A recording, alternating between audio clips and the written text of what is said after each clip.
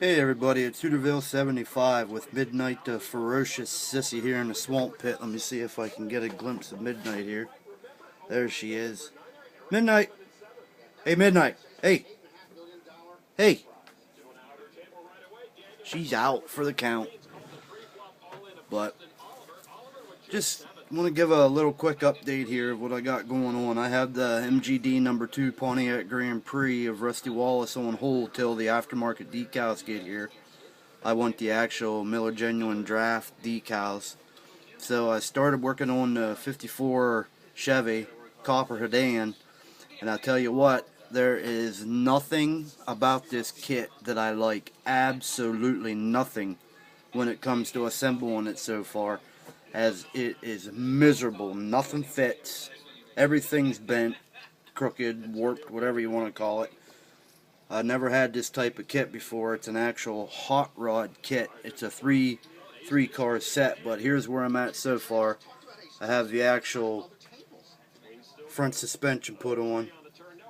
Miserable. I'm still not convinced I have it on right.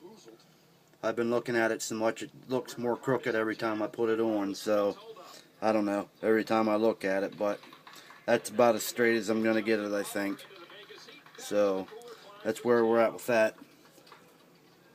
Got the rest of the pieces to assemble the back suspension so far here. Give you a little look at the instructions. I mean, the instructions are self-explanatory. It's just fit issues. I mean, I've never experienced this. I never did a kit other than a Revell, Monogram, or AMT. Never did a Lindbergh, never did a Hot Rod, Matchbox, Bronco, Academy, nothing. Airfix, all Revell, Monogram, or AMT. And I am just not liking this kit at all so far. But being OCD like I am, I can't start something and not finish it until I feel it's, in my opinion, the best I can do to what I consider perfected. So that's just the OCD coming out of it. Like I said, bipolar depression and OCD is a horrible mix. But yeah, that's where we're at with that. I'm going to keep kicking on this kit. I do want to show you something I'm getting ready to start as well. It is a Lindbergh. Like I said, I've never built a Lindbergh kit before, so I'm getting ready to start a Lindbergh Richard Petty's 64 Plymouth Belvedere NASCAR build. I was pretty, I don't know if you want to say a huge Petty fan back in my early days of NASCAR, but I like to see him win. Never really had a favorite back in my early days when I was a kid growing up, but right now I'm a Smoke fan, so that's because I'm a big Donnie Schatz fan in the world of outlaw sprint cars, and used to actually live 2 miles down the street from him when I lived in Minot, North Dakota, and got to become friends with him, and he runs for Tony Stewart, so I've been a Smoke fan ever since he started running for him. But getting ready to start this Petty build tomorrow sometime probably. Actually going to go with, I don't have any Chrysler Racing Blue or Petty Blue, but I have a Model Masters acryl called Magical Blue, and believe it or not, man, it's just as doggone close to the Petty Blue as I can get to what I have access to without ordering it here. I did a little test here with the different blues I have. I have the Model Masters Acryl Magical Blue. I have the Vallejo Blue. I have the Vallejo Traffic Blue. Model Masters Deep Sea Blue. And a Vallejo Intermediate Blue. And this Magical Blue, try to get it in focus here a little better for you.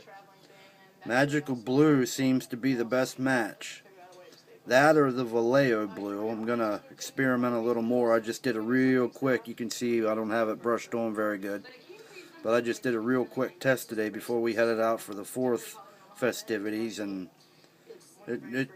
Magical Blue or Vallejo regular Model Air Blue are going to be the ones I go with. Unless I splurge and just go out and order some Petty Blue. I don't know.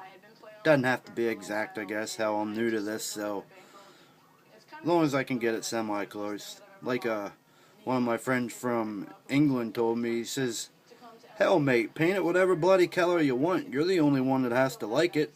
He said, "Bullocks. Who cares what other people think of it?" But I like to try to keep it as close as I can get it. So that's where we're at here. I did get a couple acquisitions. I got looking at Walmart the other day and ran into these. I don't know, they're artist detail brush sets. They're for acrylics, I guess, but they're a sable brush. Well, a synthetic, I guess you'd say, brush, and I've used them in the past, and I just like them. I mean, it goes all the way down to 10/0. So you get a total of 10 brushes. You get spotters 10/0, liner 10/0, 0 and 1, round 10/0, 1, 3 and 5, and a flat 2 and 4. So I picked up 2 packs of those. I also picked up, it's called Craft Felt. I'm going to use this for like liners, and I'm going to try to finagle it in and actually make it look like a flocking, I guess you'd say. There's no adhesive on it, so I'll have to cut it and glue it. But I seen it and it was only $3, so I said, "Hey, what the hell, mate? Let me check it out." So, and something I also want to show you here is I got a set, and you'll laugh because it's a female product, but damn, they work nice. It's called Cheeky, pretty little pink and blonde haired little chick there. It's an actual nail art brush set. Let me lay it out here for you if you can get a look at it. Look at all those brushes you get. And these are actual sable brushes.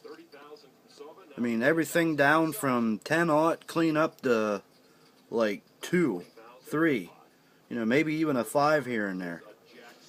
You even get something I'm going to try for doing the NASCAR tires. You get a little daughter for doing nails. So I'm going to put some white paint on that and see if I can't use that to paint the Goodyear Eagle signs, Hoosier signs, whatever, on the tires to raise the lettering. So I've used these and they work real good. Let me try to get a close up here for you.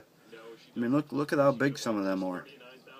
But yeah, they work superb. So I got those off Amazon for, believe it or not, $3.50 or $4, something like that.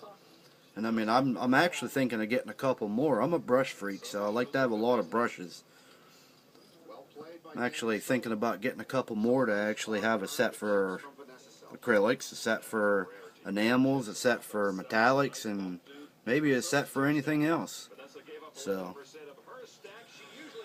gotta thank everybody for commenting on the last few videos I did. I've picked up a few more new subscribers, so I really appreciate anybody that's actually passed the word along to check out my channel. You know, I'm hoping to get better with this as I go. I'm hoping getting my old setup back, so I'm hoping to get a little better video quality for everybody. You know, learn some of the ins and outs on it, but I'm having a lot of fun doing it. I guess that's really all that matters, as long as everybody enjoys my videos.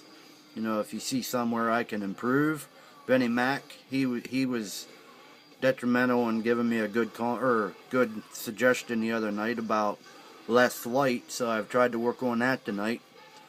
I do want to ask if any of you guys know what the best latex glove, if there's actual different brands of them, or if there's a better one you can use. I'm anal about using latex gloves when I build because I put one too many fingerprints on a paint job that I had to go back and redo. So I constantly wear these latex gloves, but it seems the white ones that I've been wearing really make my hands itch once I start getting into it. So if there's a different brand or a brand that you guys know don't make you itchy and they're really good, please let me know so I can go out and get a hold of some of those. So, alright, enough of the brushes. I'm sure you're tired of looking at them. So yeah, that's where we're at. Working on the copper sedan that I'm absolutely hating at this point, and working on the 64 Belvedere. I'm going to be starting that tomorrow, so that's where we're at. We're at about 10 minutes now, so I'm going to get out of here and call it a night. So, Once again, thanks for commenting. Please keep the comments coming. Please pass the word for people to check my channel, and if they like it, subscribe.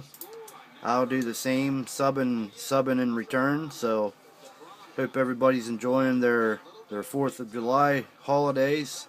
4-day weekend for a lot.